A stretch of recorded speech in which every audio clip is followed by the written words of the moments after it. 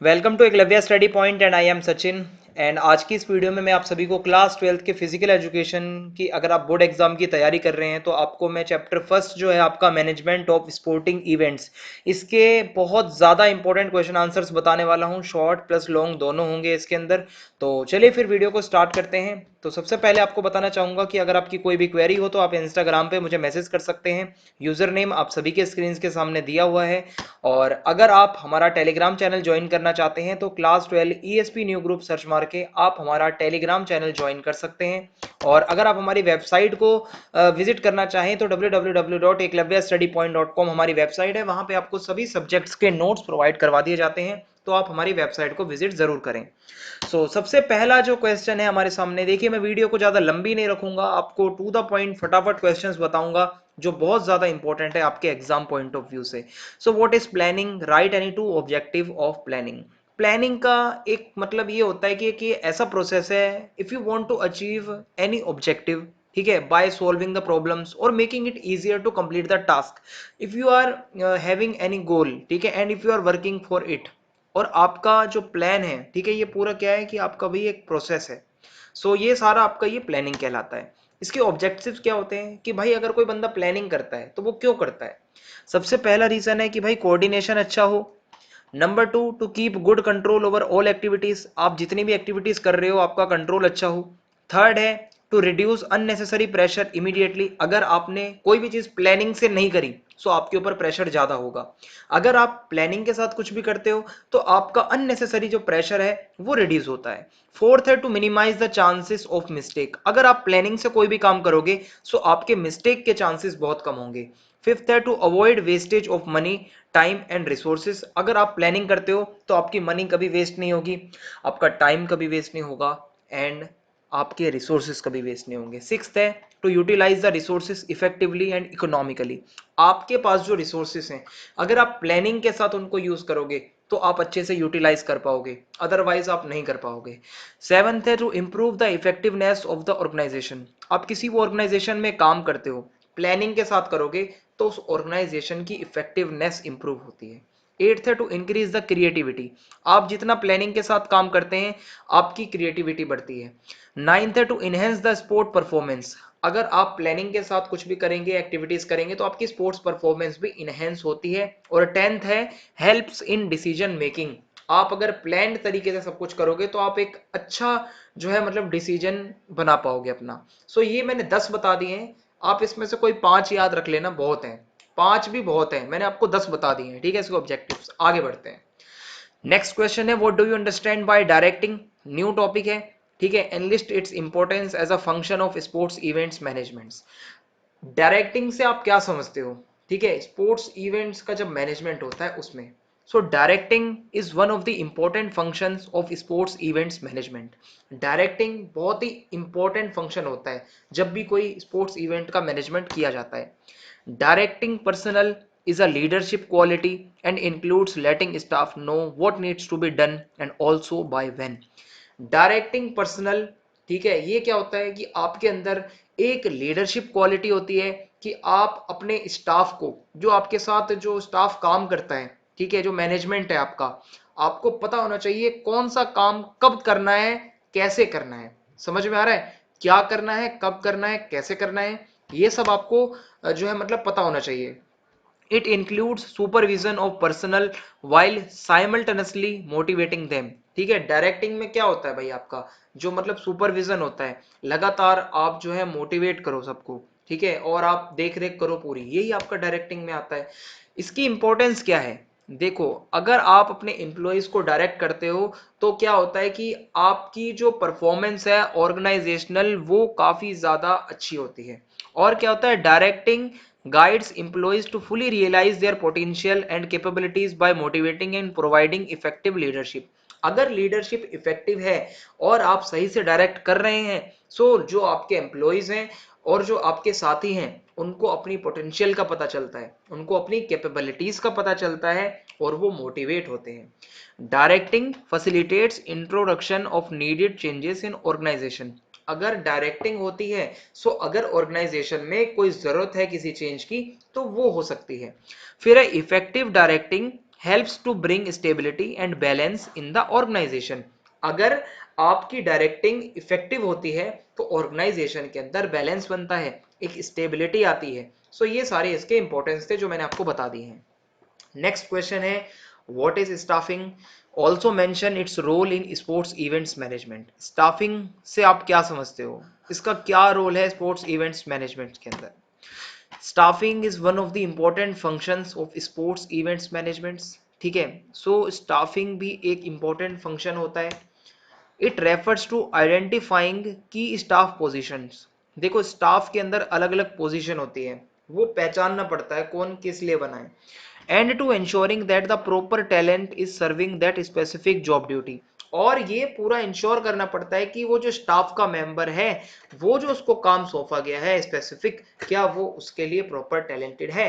For example अगर staff के अंदर कोई फील्डिंग कोच है या कोई बॉलिंग कोच है, सो क्या ये पक्का देखा गया है कि उसके अंदर वो टैलेंट है कि वो इस स्पेसिफिक जॉब को कर सके, ताकि ऑर्गेनाइजेशन के जो एम्स हैं, जो ऑब्जेक्टिव्स हैं, वो पूरे हो सकें। सो ये स्टाफिंग में देखा जाता है। रोल क्या है इसका? So no organisation can be successful unless it can fill and keep filled the various positions provided for in the structure with the right kind of people.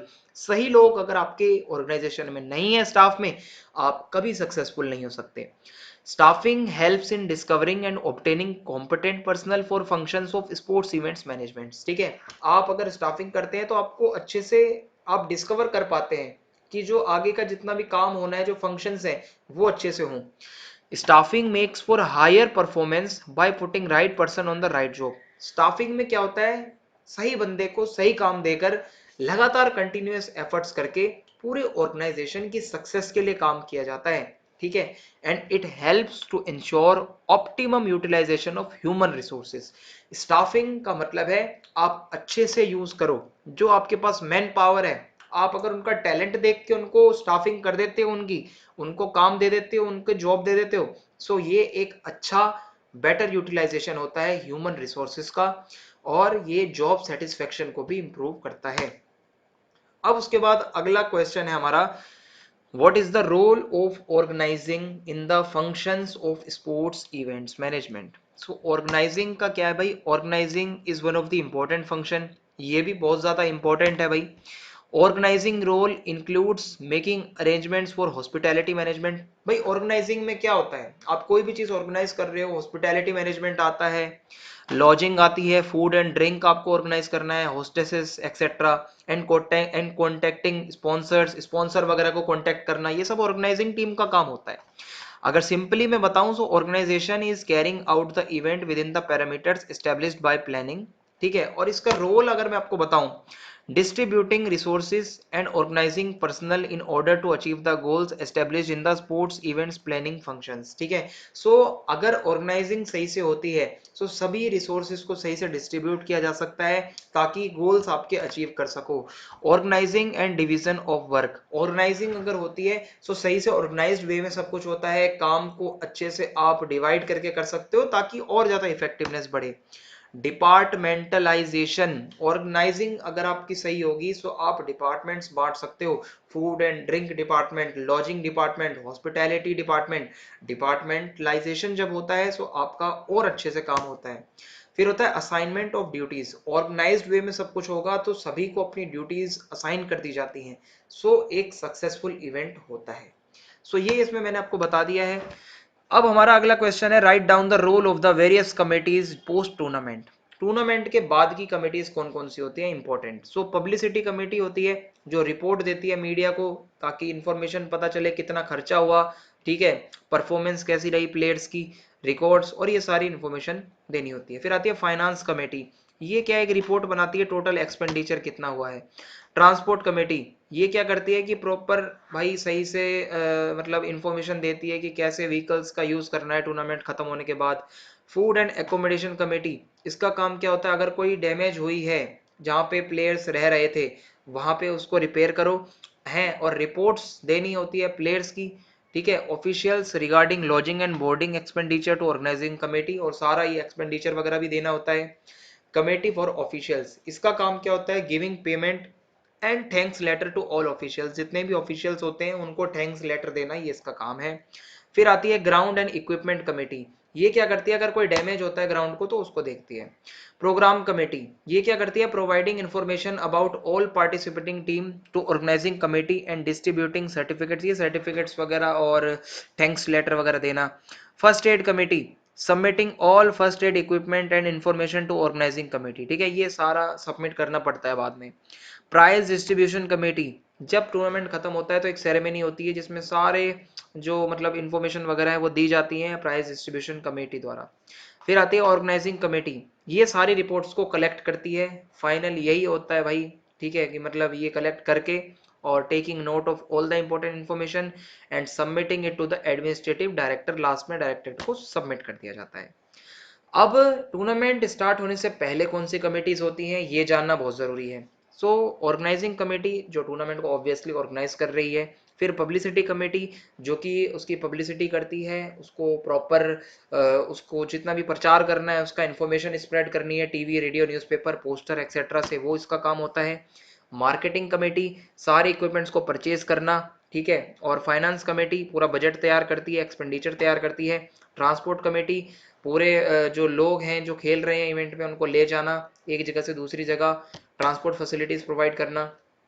Food and accommodation committee, भाई खाना रहना और ये सब इसका काम होता है, पूरा देख रेख करना। कमेटी फॉर ऑफिशियल्स, ये क्या करती है, hires officials required to preside over the matches in the tournament, engage qualified officials for tournament in required numbers, जो ऑफिशियल्स चाहिए होते हैं मैच के अंदर वो सब का जुगाड़ जो होता है वो यही यही कमेटी करती है। Ground and equipment committee, ground का जितना भी कुछ होता है, ठीक है, कोर्ट हॉल रिंग जो भी देखना है वो सब इसका काम होता है भाई, ठीक है, पूरा अरेंज करना। प्रोग्राम कमेटी का काम होता है to prepare the whole programme of reception ceremony, decoration, prize distribution ceremony and ये सारे रिकॉर्ड्स रखती है। फर्स्ट एड कमेटी का काम होता है कि भाई इसमें डॉक्टर्स होते हैं क्वालिफाइड, अगर कोई सिचुएशन ऐसी आ जाती है तो फर्स्ट एड देना, ये इसका काम है। प्रोग्राम कमेटी का काम होता है कि पूरी जो प्रॉब्लम्स हैं पार्टिसिपेटिंग टीम्स की, एथलीट्स की, ऑफिशियल्स की, उनको सॉल्व करना, okay. And first aid committee मैंने आपको बताई दी है कि भाई अगर कोई इंजरी आ जाती है तो उसको देखना। अब ड्यूरिंग टूर्नामेंट कौन सी कमेटीज होती हैं, ये भी लगभग सेम ही है। ऑर्गेनाइजिंग कमेटी जो सब कुछ ऑर्गेनाइज कर रही है, मार्केटिंग कमेटी जो सब कुछ खरीद रही है, ट्रांसपोर्ट कमेटी जो प्लेयर्स को लेके आ रही है साइट से stadium to hotel, hotel to stadium, और उसके बाद फूड एंड एकोमोडेशन कमेटी है, ये सारे ऑफिशियल्स को और एथलीट्स को खाना प्रोवाइड करना, रहने के लिए जगह देना। ऑफिशियल्स की कमेटी है, ठीक है, पूरे ऑफिशियल्स वगैरह की टीम होती है इसमें। ग्राउंड एंड इक्विपमेंट कमेटी है जो कि पूरा प्रॉपर कंडीशन देखती है, इंश्योर करती है कि सब कुछ सही है कि नहीं है। And after that programme committee है, ये जितनी भी पार्टिसिपेटिंग टीम्स की प्रॉब्लम्स वगैरह होती है वो सब देखती है। फर्स्ट एड कमेटी है, अगर कोई इंजरी हो जाती है तो उसको ट्रीट करना। डेकोरेशन कमेटी है जो कि ओपनिंग सेरेमनी में, क्लोजिंग सेरेमनी में, प्राइज डिस्ट्रीब्यूशन वगैरह में डेकोरेशन करती है। सो ये सब इसमें आता है। अनाउंसमेंट कमेटी है, ये इन्फॉर्मेशन अनाउंस करती है जैसे कि नेक्स्ट मैच का टाइम वगैरह क्या है, ठीक है, और जितनी भी इंपॉर्टेंट इन्फॉर्मेशन होती है वो सब अनाउंसमेंट करती है। सो इसी के साथ वीडियो खत्म होती है। अगर आपको वीडियो अच्छी लगी हो तो चैनल को सब्सक्राइब करना ना भूलें, ज़्यादा से ज़्यादा वीडियो को लाइक करें, शेयर करें और कमेंट बॉक्स में ज़रूर बताएं वीडियो कैसी लगी। जय हिंद, जय भारत, बहुत बहुत धन्यवाद आप सब।